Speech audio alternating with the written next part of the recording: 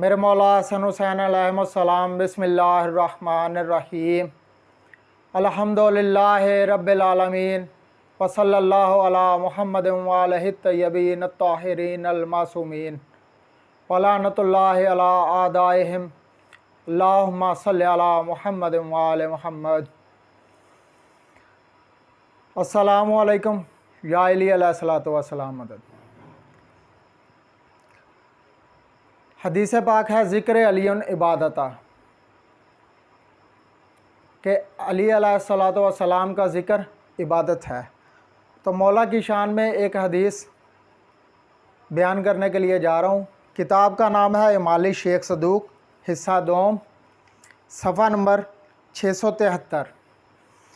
یہ اردو ترجمہ ہے میرے پاس، ادارہ منہاج الصالحین کی طرف سے لکھا گیا۔ حدیث ہے، قال رسول اللہ من ناصب علی حارب اللہ ومن شک فی علی فہو کافر۔ ترجمہ انس بن مالک سے روایت ہے کہ رسول خدا صلی اللہ علیہ وآلہ وسلم نے فرمایا، جو علی علیہ الصلوۃ والسلام کے ساتھ دشمنی کرے گا وہ اللہ سے جنگ کرنے والا ہے، اور جو علی علیہ الصلوۃ والسلام کے بارے میں شک کرے گا وہ کافر ہے۔